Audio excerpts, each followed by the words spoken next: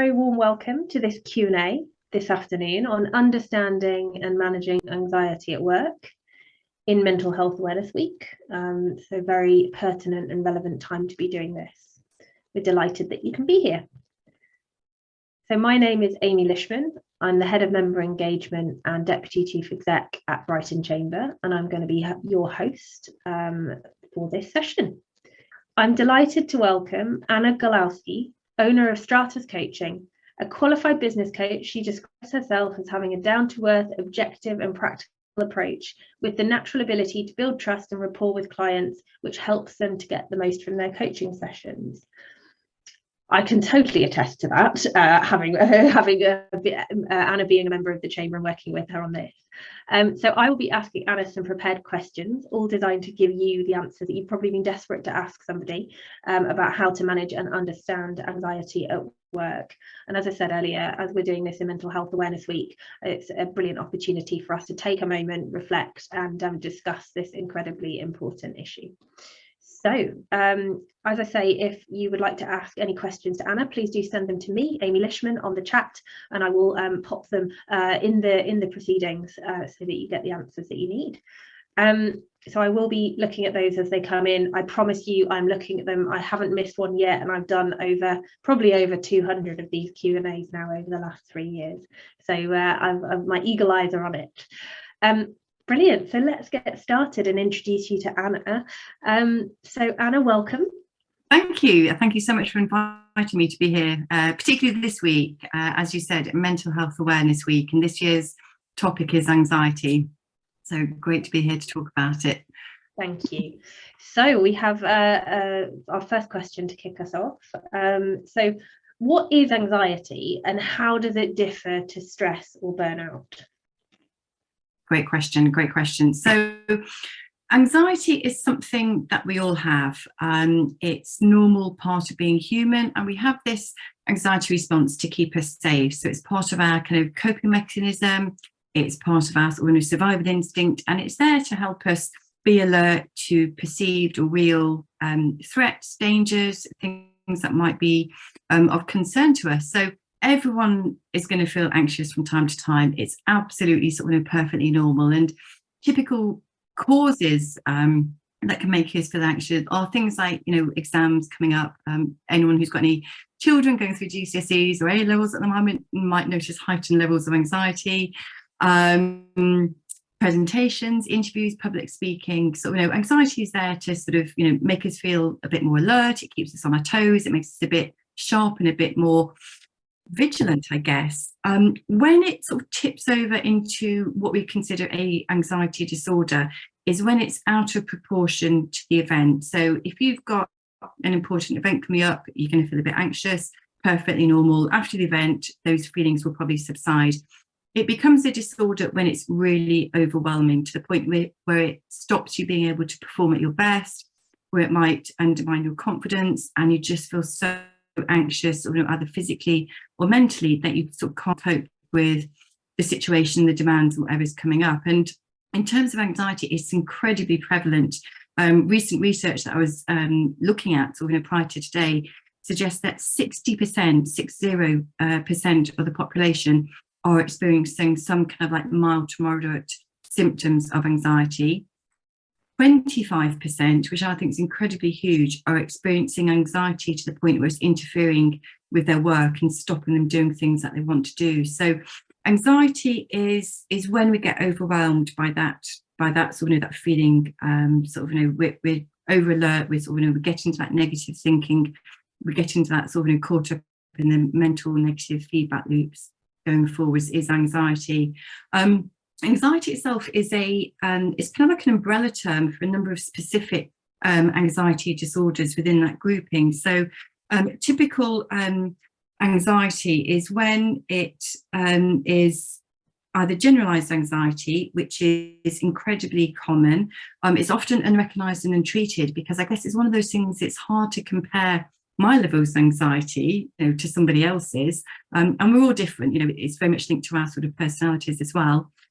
We have panic attacks or panic disorders, and this is where someone's has a real sudden onset of anxiety to the point where it can almost feel like they're having a heart attack. They're sort of, their heart is, you know, racing, almost feels like it's about to burst out of their chest.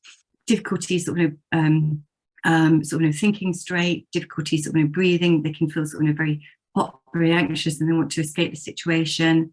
Phobias is also classed within the anxiety group as well. So that's where someone has an intense fear of usually an object or an animal, or perhaps a social phobia. And we're noticing there's a massive increase in social phobias post-pandemic, because I guess we got so used to being in our bubbles and not interacting with people. And also we kept getting those messages either directly or subliminally saying, you know, it's dangerous to go outside, you know, you mustn't interact, you mustn't socialize, you know, there's this, you know, deadly virus out there, you've got to keep your distance. And those kind of like messages stay with us, you know, our brain takes those on. Acute stress disorder is a particular type of anxiety. So this is where someone might have been involved or witnessed a distressing event that usually we find that after an event, people's anxiety levels subside after a couple of weeks. But for some people, it can be acute and a lot longer lasting. And then similarly, we have PTSD, which is where someone's gone through a traumatic event, and then months or years down the line, there's something that triggers that memory and it brings back that flood of anxiety and overwhelm. In a typical example, the armed forces who have been involved in horrific events. And then OCD is also classed within the grouping of anxiety. And we're talking proper OCD. We're not just talking about when you hear people saying, oh, I've got a touch of OCD because they like the bin bag being put in the bin a certain way. We're talking OCD where it gets to the point where they've got obsessional thoughts, obsessional behaviours. Quite often that's stemmed to fear of contamination, or sort of fear of harm to themselves or to their family. And OCD typically starts in adolescence, but it's something that we can see continuing. So anxiety is sort of like a term that sort of covers a number of specific disorders, and it can impact us in physical, emotional and cognitive ways. Thanks, Anna. It is one of those terms that is very oft used, but actually, as you break it down, covers a very wide range and different levels, and as you say, scales and reactions. So thank you. Yeah, and it can, and so, you know, with all of, you know, things that affect our mental health, people might experience symptoms of anxiety. It could be very mild, where it doesn't particularly have an impact. It's manageable. For some people, it can be a bit more moderate, where, you know, they're finding it a bit harder to relax, switch off, but they're still able to function. They're still able to sort of, you know, cope. But for some people, and they reckon about 25% of the population, it can be so severe that it's really interfering with being able to function in the workplace or being able to enjoy things outside of work as well, whether it's social life, activities, spending time with friends and family. Yeah. And I know we don't want to go into too much detail about this because stress is a completely different topic. And lucky for everyone on this call, we're going to do something with Anna in the summer, hopefully, on that. But I just wanted to ask whether you could give us a quick definition of what stress is in comparison to anxiety, just for that, just so it's not used interchangeably. Yeah. It's a really great point, actually, because what we tend to find is, you know, when we're talking about stress or anxiety, we use the terms interchangeably. They do coexist, and the signs and the symptoms overlap quite a lot between stress and anxiety. So it is sometimes difficult to differentiate, is this anxiety or is it stress? Stress, its proper definition of stress is a stress response to a specific event. You know, it's a real or perceived danger. It's our survival instinct. You know, we had our stress response when we were sort of living out in the wilds because we had to be mindful of a tiger that might be about to attack us. So stress is about a specific event. Anxiety can be generalized. Anxiety can be a perception, and it can also cover things such as rumination, where you're worrying and you're getting caught up in that feedback loop, and you're going over and over about a situation or a conversation that you've already had, you've already gone through, and you just keep going over and over it again.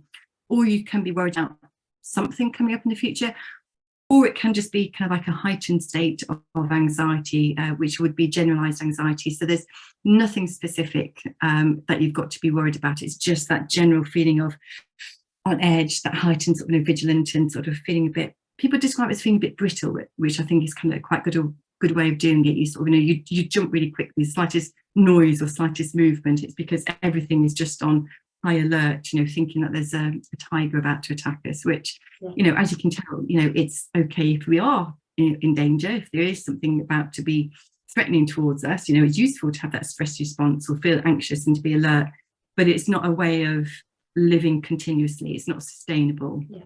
It's exhausting. Yeah. You know, and again, sort of, you know, linking it to burnout, you know, because we've got huge rates of burnout at the moment. Burnout, again, it can overlap and it can either be sort of cause, you know, there's that cause and effect with anxiety and burnout.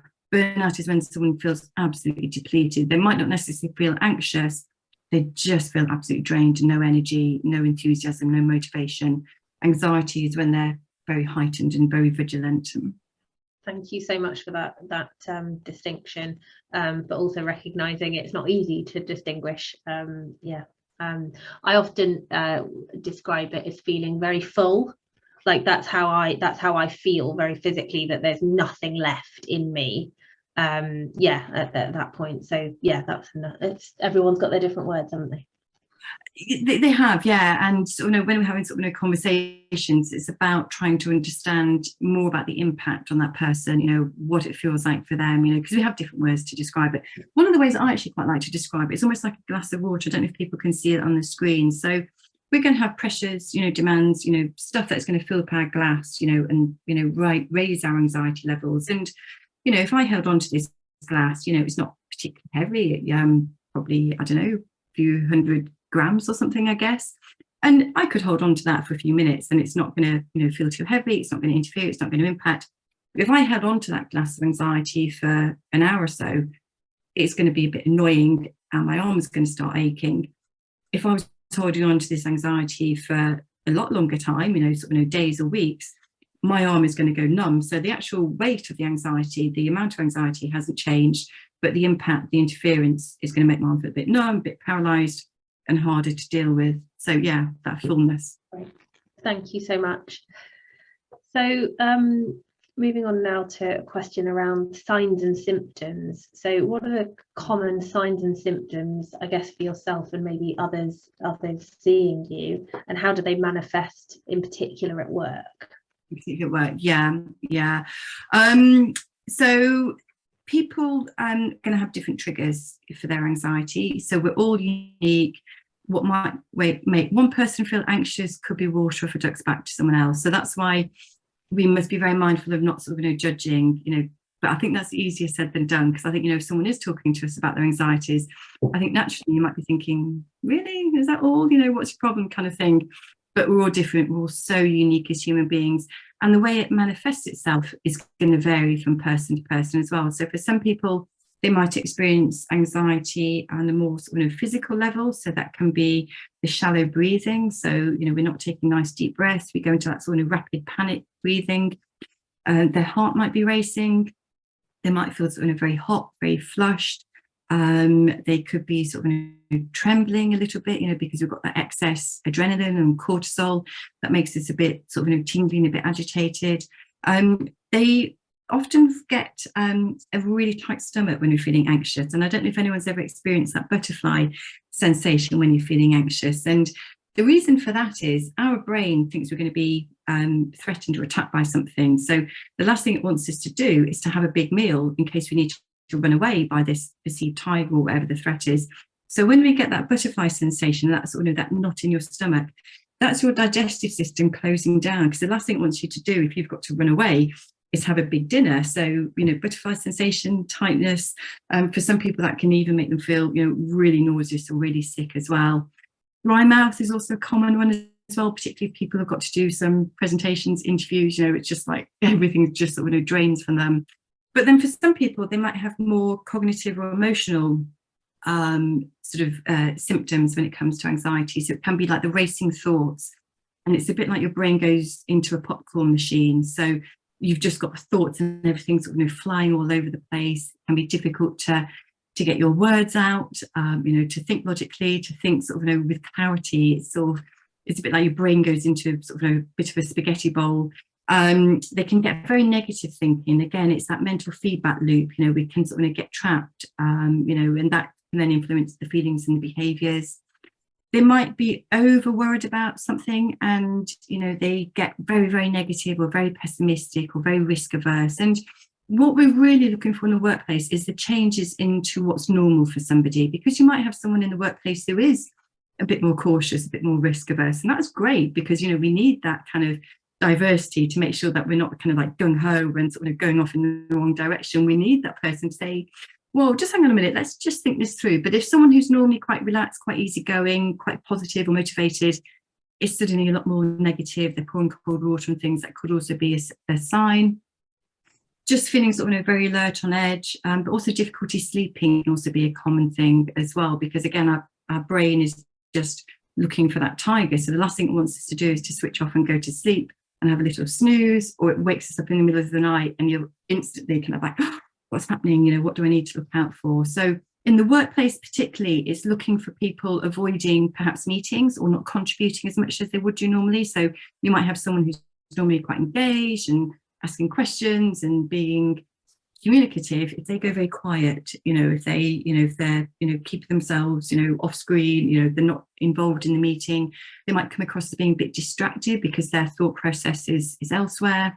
They might not be sort of socializing as much. So you might have people who are going for coffees, going for lunch, going for after work drinks. Again, they might sort of limit the social side of it, or they might feel a bit more anxious in terms of looking for feedback and validation. So they need a lot more reassurance, a lot more support, because it can affect their confidence levels. They don't have the same trust and confidence in their decisions and thoughts and opinions. So they'll be asking for a lot more validation, support and feedback in the workplace. So a number of different things. Can also show up in terms of presenteeism, because if they're finding it difficult to concentrate and focus on being productive, they're spending longer hours in the workplace trying to catch up, even if they're not actually achieving anything else, and again, it's out of normality for that person, because from time to time we all have to do extra hours. There could be a big project or quarter end or year end or something, we have to put in the extra hours. But it's if someone is continually putting in the extra hours, but there's no particular reason, they haven't got an increased workload, they're just taking longer or making mistakes and missing deadlines. So a couple of key things there. Thank you. And I guess this is slightly linked. You mentioned triggers before. Are there any triggers or situations that tend to make anxiety worse? Yeah, again, varies from person to person. So typical cause of anxiety is stress. So that can be stress at school or college if people have got huge amounts of coursework to do or exams. Work stresses, they can be a cause of anxiety, particularly if you've got difficult clients to deal with, if you've got huge deadlines or lack of resources, can add to people's stress levels and anxiety levels. Finances is the big one, and we're seeing this a lot at the moment, and particularly with the cost of living, inflation being so high. And I know that the Samaritans are saying that 1 in 5 calls to them now. So this is people whose anxiety levels have got so high that they're in crisis. 1 in 5 calls to Samaritans these days are people struggling with the financial pressures. So stress and pressure can be a big source. Recent traumatic events, so someone's gone through a traumatic event, and that could be anything from maybe being involved or witnessing a car accident. It could also be grief, it could be bereavement, it could be relationship breakup can be a cause. Other mental health issues, so it can coexist with stress and depression and other mental health conditions, but also physical health conditions. If you're waiting for a diagnosis or waiting for treatment, that can add to the anxiety. Side effects from medication, recreational drugs and alcohol, excessive caffeine can increase it as well. And sometimes adverse childhood experiences. So people, if they haven't got the treatment for stuff in childhood, it can manifest itself, in adulthood as anxiety, but also changes and that lack of certainty and that lack of control. So think about the workplace. If you're going through changes in the workplace, whether that's a physical change of offices or whether it's restructurings or changing around teams, that uncertainty can add to people's anxiety levels.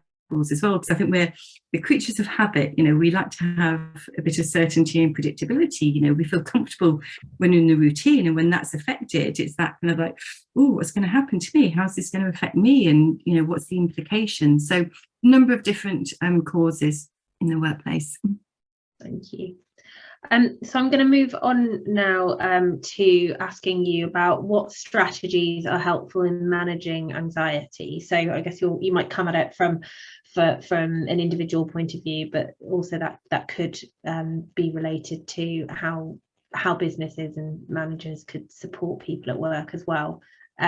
So are there any specific coping mechanisms or techniques that are particularly effective for managing anxiety? Yes, and I'm just going to actually quickly share a screen on this as well, because this might sort of help into context as well. So on the screen there now, you've got the picture of our brain and what's happening in our brain when we're feeling anxious. So this is kind of like the neuroscience of anxiety. And what's happening is we have a tiny part of our brain, which is really small, but it's right in the center of our brain, which is involved in emotions and processing emotional reactions to things. And this is called our amygdala. And this is what gets triggered when we're in stressful situations, when we're sort of feeling anxious. It releases adrenaline and which releases cortisol. And this kind of like gets overwhelmed. You know, it's kind of, you know, it's there to serve a purpose, but then when we're feeling anxious, that gets overwhelmed. And then the front part of our brain is what we call the prefrontal cortex. That's the bit of our brain which is biggest in human beings. This is what sets us apart from the rest of the animal kingdom. It's where we make rational thoughts. It's, you know, very logical. It's very sort of, you know, involved in analysing things and decision making. And what happens is that amygdala stress response sends the message to our sort of prefrontal cortex to say you need to take action. You know, so that's, you know, what gives us the alert. What we're trying to do when it comes to coping with anxiety is to calm down that amygdala bit of our brain, and we're trying to allow the prefrontal cortex gain back some of the control. And we might not totally get rid of some of the anxious feelings, but what we can do is we can get it down to a level where it's not overwhelming us, it's not undermining us, it's not stopping us from being effective at work and enjoying life and enjoying social life. And as you can see on the screen there, there's kind of like there's a number of ways that we can sort of, you know, deal with anxiety. Physical exercise is absolutely brilliant. Doesn't have to be particularly vigorous, but, you know, running, walking, going for a swim, but even, you know, gentler things, you know, yoga, Pilates, anything like that is really good, because what it's doing is promoting the serotonin, which is kind of like the serotonin, the feel-good hormones and the dopamine, and it's reducing the stress symptoms. So it's reducing the amygdala part, the adrenaline and the cortisol. Anything that relaxes us, you know, so those breathers and restorers, you know, so rest, leisure activities, you know, watching TV, reading a book, nice gentle bath. Again, it's anything that we're just trying to help that prefrontal cortex, you know, just get a bit more control and sort of calm down the racing bit. Spending time in nature, you know, getting outdoors. You know, we're probably a lot of us, I'm guessing, are based down in Brighton, so going to the beach, going to the downs, time in nature. But even if it's an overcast day, I mean, it's, you know, looking outside, it's quite warm and sunny today for a change. But even on an overcast day, getting outside, you know, can have a massive impact on us, because it can also help with not only vitamin D levels, but also our body clocks, which is important for managing anxiety. Breathing exercises, you know, because we tend to get into that sort of very shallow, panicky breathing. So really sort of focusing on breathing. It sounds so simple, but it is so effective. And also things like mindfulness and just trying to bring our brains back to the moment. So not getting carried away with what may or may not happen, you know, weeks, months, years in future, but thinking, where am I now? What's going on now? What can I see? What can I hear around me? Just sort of, you know, a couple of minutes, just kind of like, you know, I'm here in the moment, I'm okay, I'm calm, I'm safe. There isn't a tiger that's about to attack me.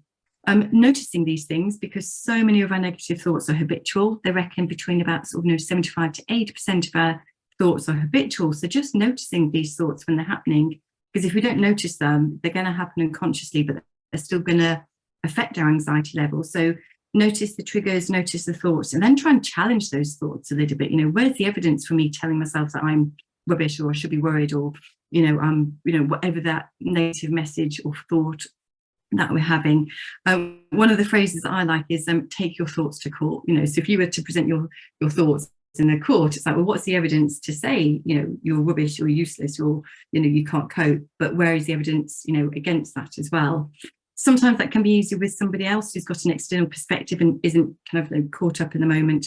But just talking things through, you know, if organisations have sort of, you know, mental health first aiders, if they have employee assistance programs or occupational health, or just sort of, you know, trusted friends, you know, somewhere we can just, you know, offload some of those feelings, because there's a very different dynamic to feeling it internally as to offloading it, talking it out. You know, saying things out loud can also reduce the impact. And a healthy diet, you know, which we know, you know, but there's a difference between what we know and actually what we do. And with all of this, it's about doing it consistently, creating those mentally healthy habits. So before anxiety levels, you know, get to the point where we're overwhelmed and it's interfering and it's having a massive impact on us, what can we do on a regular basis? Because my favourite phrase is that an ounce of prevention is worth a pound of cure. You know, so trying to think about these things. Key things though when it comes to diet is avoiding alcohol and caffeine. You know, if you notice that your anxiety is level, that is just going to escalate it way, way too much. Thank you so much, Anna. Very comprehensive. And lots of different techniques there for different people. And it's noticing what works for you as well. So some people, they might get more benefit. You know, I love going for a swim in the sea, you know, even like throughout the winter. I'm still regularly go 2 or 3 times a week in the sea in Brighton, but I know that's not for everybody, you know, so it's about noticing what works for you, because if you enjoy it, and if it's something that you've chosen to do, you're going to get way more benefit than someone saying, right, you must come for a swim with me. Because if you hate water and you hate the cold, that is probably not going to help someone's anxiety levels whatsoever, although they would be more than welcome. Absolutely. So moving on now to, and we have had a question, we've had a couple of questions related to this as well. It's mainly around how can leaders and managers support people at work? So tagged onto that question, I'm going to make it a two question. One of them is, you know, what are some examples of supportive ways that people can react when an employee comes to us and says that they're feeling like this? Yeah, what can people do? Key thing is to talk to them, you know, create that safe space that people can express how they're feeling. Really make sure that you're being non-judgmental as well, because what they might be talking to us might just be the tip of the iceberg. There might be a whole host of other things going on that we don't know about. And we need to remember that people have their own personal, professional, private boundaries. You know, so some people might be very open and willing to share stuff. Other people are going to be much more guarded. So create safe spaces that people can talk to you. Ask lots of open questions, you know, because what we're really trying to do is we're trying to understand how that person is feeling, what's the impact, and also maybe what is the underlying cause, because not everything that makes us feel anxious in the workplace may be caused by a workplace situation, because, you know, we're going to bring stuff in from sort of, you know, home and stuff like that. So we don't necessarily have to have the solutions, but what we can do is really make sure that people feel valued, that they feel listened to, that they feel heard and supported, because we know that if people do feel that they've got that support and that someone is looking out for them, someone's on their team, they're going to recover much better. So listen to them, encourage them to think about some of the lifestyle things, you know, so some of the things that we've just gone to in terms of getting a good night's sleep, you know, making sure that they're sort of, you know, switching off, they're eating healthily. And I know they're the basics, but, you know, it's the difference between what we know and what we actually do. In the same way that we all know we should eat 5 portions of fruit and veg every day, we don't necessarily do it religiously. Encourage them to access, you know, if you do provide mental health first aid or employee assistance programs, encourage them to access it, because what we know is that there's a massive number of people suffering and struggling at the moment, but the actual take-up is low. People might be sort of, you know, worried if it's going to be on their HR records, if it's going to be sort of, you know, on their sort of, you know, reports and stuff like that. So remind them about the confidentiality and the privacy, but really encourage people to access the support. And I've got a number of also external organisations as well, encouraging people to access, maybe go and talk to their doctor, but ask lots of open questions to really try and understand what's going on for that person. If they are hesitant, you know, how can we sort of, you know, encourage and support them to actually do something about it? But organisations need to be aware that they they do have a duty of care to look after people. So when it comes to people's mental health, we have the Health and Safety at Work Act, which is there to prevent trips, falls and accidents in the workplace. It also covers psychological stress. So leaders need to be aware of the unnecessary sort of pressures that they're putting on people. You know, it also covers things like diversity inclusion. It's making sure that people are sort of properly resourced, they've got the tools, the equipment, realistic deadlines. We also have the Equality Act in the UK that protects people from physical and mental disabilities. If someone did have a discrimination claim under the Equality Act, the first thing that the judges would have a look at is what training leaders and managers have had. And if they've had no training in mental health and dealing with stress, anxiety or depression in the workplace, they award the claimant much more favourably, because obviously the organisation isn't equipped. So organisations should really be making sure that, you know, anyone who's got people management responsibilities is aware of some of this stuff, you know, and not least because of the business case. You know, the cost of poor mental health is 56 billion per year, and that's gone up from 45 billion a couple of years ago. So that's $1 billion a week organisations are losing in lost productivity, presenteeism, sickness rates, attrition rates and stuff like that. And it makes sense if people aren't hugely and overwhelmed by anxiety, they're going to make better decisions. You know, they're going to sort of, you know, come up with better solutions and ideas and be much more innovative and have sort of better relationships with their work colleagues, because they're not sort of biting everyone's head off every 2 minutes. So really listen, encourage, support, but also make sure that you do catch up with people as well. You know, no, don't just see it as a one-off conversation, because I think sometimes people like have a one-off conversation. They're sort of, they're left feeling a bit vulnerable because they've sort of, shared, some of their innermost thoughts and feelings, and it's just like, now what? So do make sure that you have a follow-up conversation with people just to check in, see how things are going. Are they improving? What else can we do to support people? And in the workplace, it might just be a bit more feedback. It might be helping them in terms of project management, helping them to prioritize things, particularly if they're feeling a bit overwhelmed and they can't see the wood for the trees. We need a little bit of guidance and help and support from time to time. So it could just be emotional support, or it could be a bit more sort of practical in terms of the tasks or the projects that they've got. And what strikes me sometimes around the advice around exercise and how much impact that can have on positive mental health, but actually at work, I mean, some jobs obviously it makes it very hard, but quite a lot of the people on this call, for example, are most likely going to be in desk-based, office-based jobs, where actually going out is probably not that hard. Going out for, if you're working from home, and it's maybe how is that encouraged amongst the team? And it can be sort of the practical things, sort of making sure that we're allowing for sort of breaks, morning and afternoon and lunch breaks as well. Thinking about, if we have got loads of Teams or loads of Zoom meetings, how can we sort of reduce it? So I think automatically we put in for half an hour or for an hour. What I'm seeing quite a few clients doing is they're reducing it to 25 minutes or to 50 minutes. We don't need to take the full hour. It automatically does that for us, but actually incorporating that bit of sort of downtime, even if it just means that for 2 minutes you're away from the screen, you're stretching, is really important. The tone needs to be set from the top from organisations as well. So we need to have sort of senior leaders role modelling this behaviour to make it okay, to make a mentally healthy workplace culture that people are encouraged to take their breaks, not to be working every single evening, every single weekend, making sure that they're using holiday entitlement.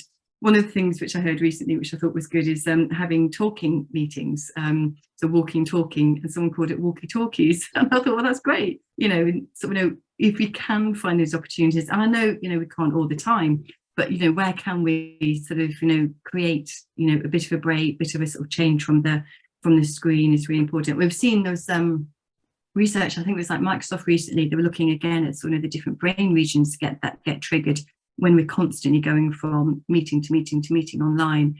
It has an impact on certain brain regions. Yeah, thanks, Anna.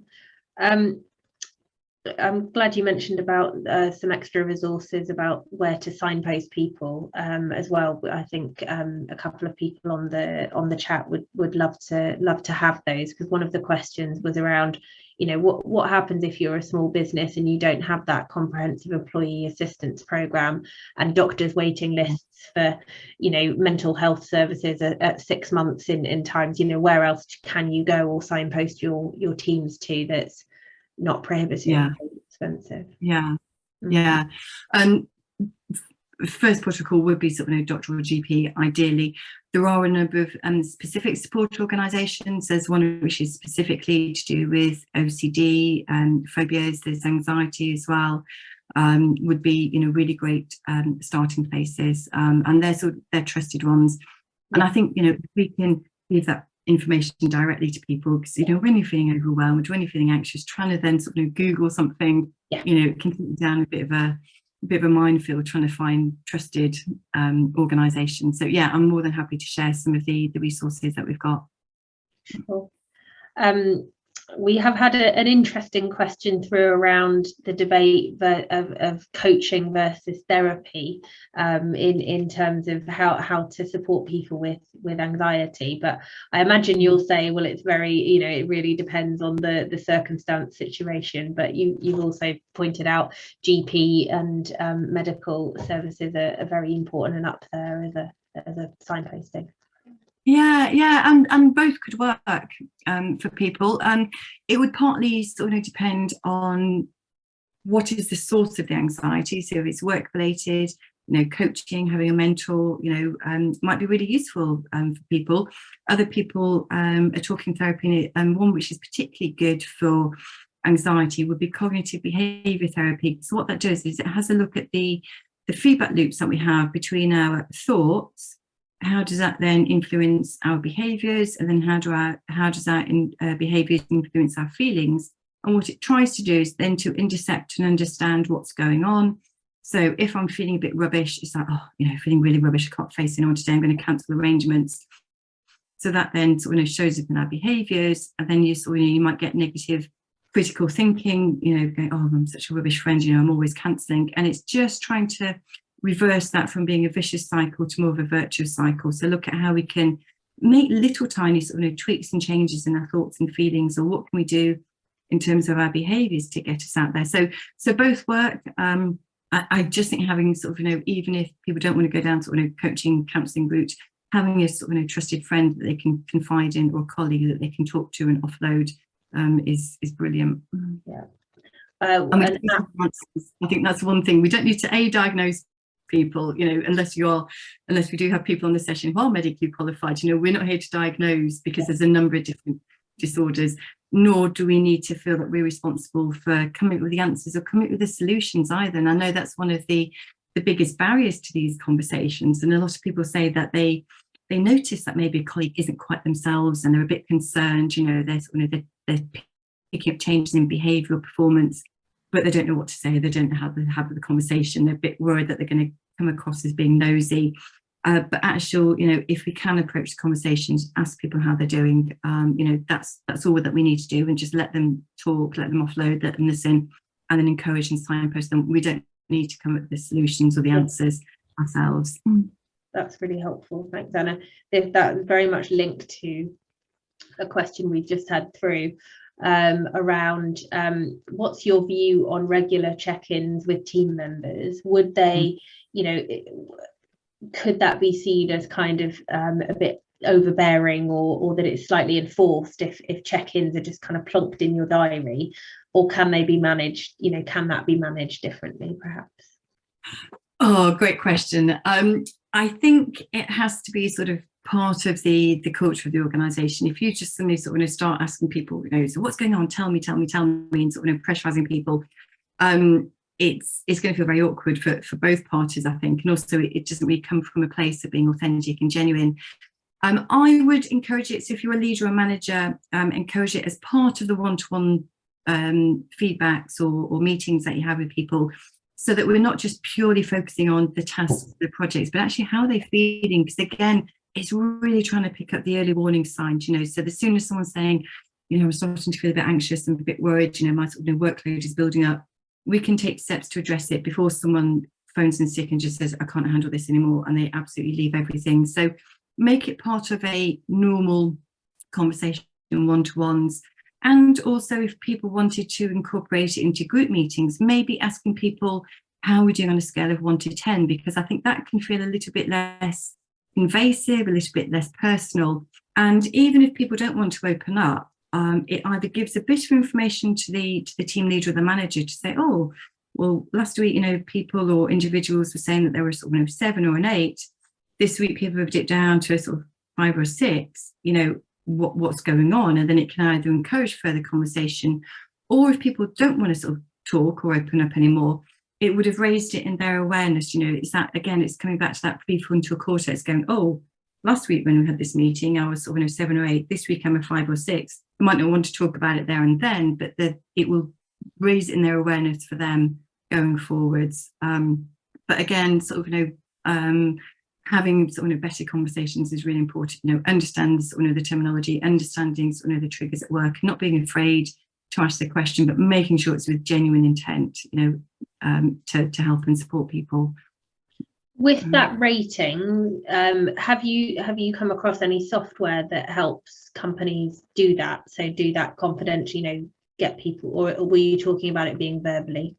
It can start off just by being verbally, just sort of, getting it normalized in the conversation. I think that's one of the sort of the key things, with any of this, is just sort of, taking notice, normalizing the conversation about how we're doing, because we're human beings, we're not human doings. There are lots of apps out there for organizations. One of the ones that I've recently come across is Hapstar, which looks at a lot of wellbeing stuff. But there's lots of apps out there, but just, have it as part of the conversation going forwards. And again, I've got, loads of sort of top tips and resources if anyone wants some information. One of the other things also to maybe think about is things like wellness action plans. So if people have gone through a period of sort of feeling anxious or stressed, even if it isn't something that's been formally diagnosed in terms of criteria, it just gives a framework in terms of how can we then help people get back into the workplace. What are some of the things that we can do to support people, but also it's a really great way of framing the conversation. So the employee can say, well, this might be the potential triggers, but this is some of the things that might need to help me. And the manager can sort of understand what some of the signs, what some of the symptoms are. And it can be something as simple as saying, if I've had like a really tough meeting or a really tough call, I've got that implicit permission just to step outside, go for a walk, 10, 15 minutes, no questions asked kind of thing. It's just, simple stuff like that. It doesn't need to be complicated at all. But again, I've got loads of stuff. If anyone wants to get in touch and ask for any of the information, I'm happy to share. Thank you, Anna. We will absolutely share your contact details afterwards. I think so. I think this is this may be the start of conversations for some, or continuing it, but there's so much more to say. We've had one question that I think was asked in advance. It's around, what would you look for when working with a professional to address stress or anxiety? So I guess this is, approaching a therapy or maybe picking the right coach, that could help. Look for qualifications, particularly when it comes to coaching, because counsellors, they are a lot more governed by much stricter regulation. And one of the links I've got is the link to the British Association of sort of counselling and sort of psychotherapy. So look for qualifications. Ask someone about their sort of coaching qualifications. What's their experience? What's their credibility? Get references. Who else have they worked with before? How did it work? But I would always suggest, whether it's coaching, counselling, mentoring, even, have some kind of introductory chemistry session, just to make sure that you feel comfortable talking to that person, that you feel that they're going to be the right fit for you as well. So have a think about what you want to get out of the sessions, but also just check for that chemistry fit. And if you don't feel that they're right for you, that is absolutely fine. As coaches, we really need to make sure that we're a good match. And actually, if get my teeth in, if I had a client, I thought, I just don't know that I'm qualified, experienced for that person, I would much rather refer them on to someone else, and direct them to somebody else. But again, I've got, quite a few colleagues who have got experience in this. Again, I can help, so it depends whether it kind of, sort of partly depends. And I know I feel like I'm answering every single question with it depends, but it depends what the source of the anxiety is. So if it's kind of like something which has been bothering someone for a long time, perhaps counselling might be more effective in terms of kind of like going over what's gone on in the past. Whereas coaching is a bit more about, well, how do we sort of look forward to things which are, potentially coming up, looking at the coping strategies, looking at things like mindset and stuff like that. So it's a lot more forward thinking than counselling. Thank you so much, Anna. I'm just going to give it a second and see if anybody else wants to ask any further questions. We'll just take a moment. But so much I've been scribbling down notes as I've been actively listening as well. Yeah, a lot there. Okay. I think the key thing is sort of, is the answer prevention rather than the cure, and if we can sort of take notice, check in with ourselves, notice how we're feeling, we can sort of pick up on our moods and emotions much easier, because a lot of it just happens in the background. There's a bit of body temperature we don't really notice until we're at one extreme or the other. But just, pausing for a moment, how am I feeling today? What's working? What do I need? Either to do myself, or what do I need from friends, colleagues, support and stuff like that is a great way of moving forwards. Yeah, absolutely. And I think the thread that runs through the strategies and that employers can implement all centre around being amazing communicators, which I think is easier said than done, I know, but also just having that care and compassion at the end of the day as well goes a long way, that kindness. Yeah, absolutely. And if people feel that they're valued and someone's taking notice of them, then they're going to be much more engaged and much more committed. It really goes a long way. And like I said, we don't have to have the answers. We just have to say to someone, I noticed that, you were a bit quiet today, or, you don't seem yourself, is there anything that you would like to talk about, and just encourage them that we're there, we've got that safe space for them. If and as and when they do want to talk, they might not be ready to, first of all, but, just saying, the door's open, please come and chat to me whenever, is a really great step forwards. Fantastic.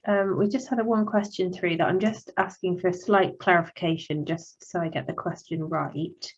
But I'll read it out, and perhaps you might understand it more than I do. And I'll interpret it.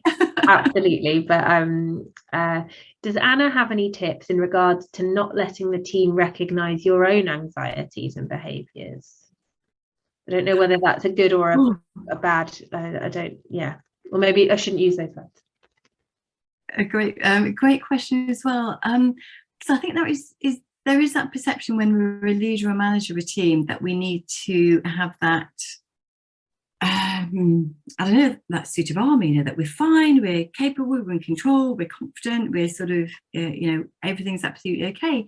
And I think it's about showing a little bit of that vulnerability, that, even if you're in sort of a senior leadership or senior management position, we are all still going to be, feeling anxious. A lot of my clients are very sort of senior leaders and executives, and it's just like, blimey, on the outside you would never think that they had that imposter syndrome or feeling worried about things.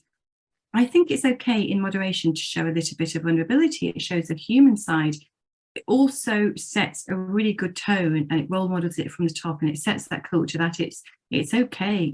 Everyone is going to feel anxious from time to time. We're going to have those moments of doubts. We're going to have other stuff going on in our lives that impacts and influences and stuff like that. So, and I don't mean sort of offloading and oversharing, sort of too much information, but actually, it is okay, to share that, as a vulnerability, because actually a lot of people then build up their rapport and think, okay, well, if that person who's, very senior and sort of, involved in lots of stuff, if they have moments of self-doubt, anxiety, then it's also okay for me to feel like that as well.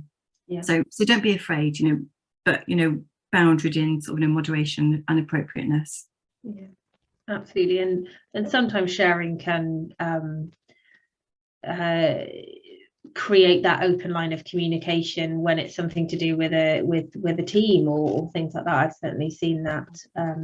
Yeah. And I do think a lot of sort of senior people feel very isolated. I think they feel that they have to look as if they're in control and in charge and stuff like that. And you don't have the same sort of peer support network around you. So, find out, your own peer support as well, either within your organisation or externally, can be of great help. But yeah, don't be afraid of, that appropriate, vulnerability from time to time. It's absolutely okay. Amazing. What a note to finish on. Thank you so much. That has been illuminating and incredibly useful. Thank you so much for your time, Anna. Pleasure. Thank you so much for inviting me here today. Great. So we will share a follow-up email after the session today, which will include Anna's details. And I do encourage you to keep the conversation going with Anna if you want any further information. There's clearly lots more to talk about. And I know, Anna, you mentioned you're doing a number of webinars and things this week, obviously being Mental Health Awareness Week. Fantastic, you pop that in the chat. So yeah, keep in touch with each other.